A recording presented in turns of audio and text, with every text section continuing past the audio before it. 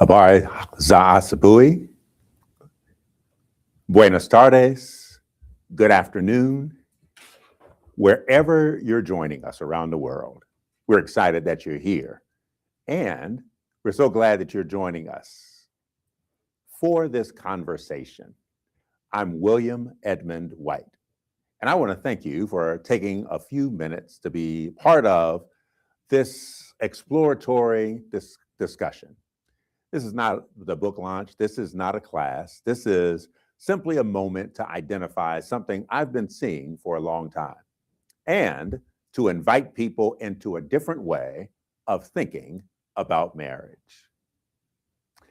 I've titled this Reimagine Marriage because many couples don't fail at marriage.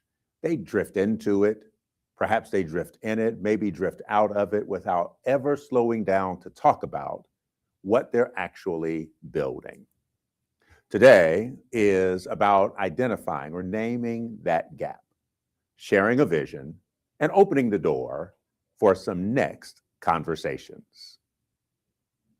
We're glad that you're here for it.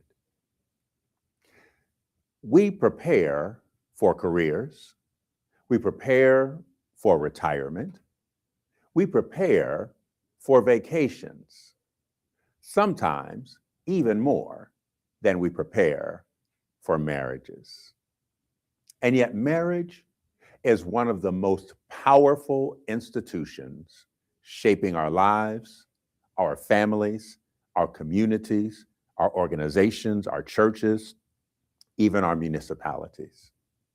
Marriage is critically important.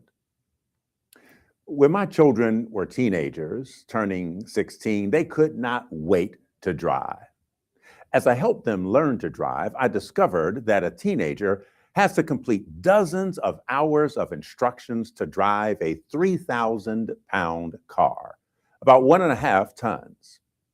After one of my children became interested in driving trucks, I discovered something surprising. An adult can legally qualify to operate an 80,000-pound commercial vehicle.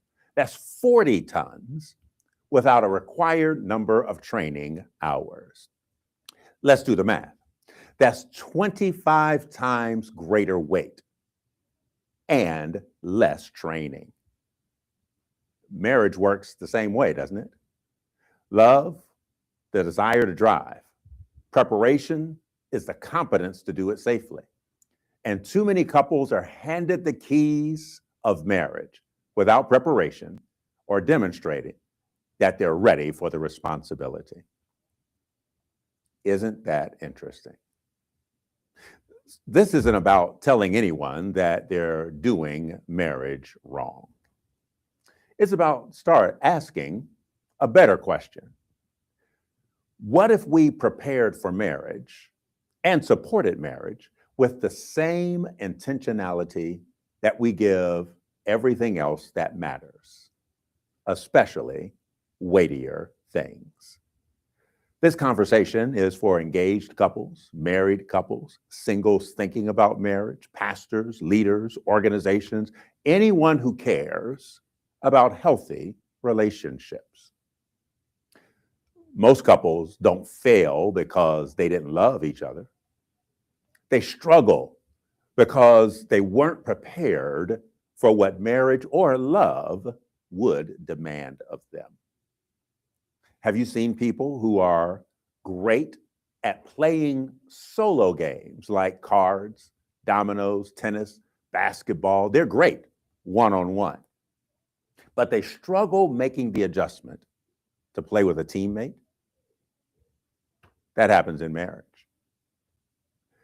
Marriage exposes how we handle conflict, money, sex, communication, expectations, intimacy, faith, stress, change. None of our issues magically resolve themselves because we said, I do. But marriage is so amazing. It has incredible, measurable benefits for spouses, for children, for families, for organizations, for communities, for municipalities. That's why marriage preparation isn't just a couple's responsibility. It's a community opportunity. An opportunity for churches, an opportunity for organizations and for leaders, an opportunity for coaches and for mentors. This conversation is great anytime, and it's especially poignant at the beginning of a year. Why? In January, people think reset.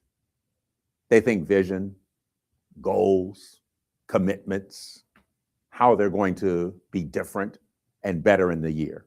In February, people think relationships. And so Valentine's Day and emotional openness and cultural attention on love take center stage. In March, people think momentum. And especially those interested in marriage get into an engagement season planning. Wedding preparation accelerates on the way to summertime marriages. Retreat and conference planning windows open and make themselves available. So January asks, who do we want to become? February asks, who do we love? And how well are we loving? March asks, what are we actually going to build this year? That's why workshops and seminars, retreats, conferences during this season are so powerful. Because people are already asking, already listening. Effective workshops can help couples, can help marriages to see blind spots safely, to learn how to talk without tearing each other down, how to align expectations before resentment forms, how to strengthen what's already working, how to repair what's fractured, silently breaking. The goal isn't to fix broken people. The goal is to equip willing people. Healthy marriages don't just bless the couples, not just the spouses.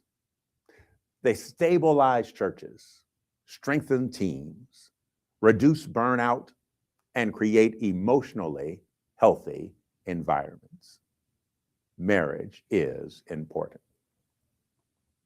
And so we're not here with the idea of selling something as much as to start conversations. Conversations like, what kind of marriage support does our church really need? How do we prepare singles before they even get engaged? What would help engaged couples before the wedding instead of during or after the crisis?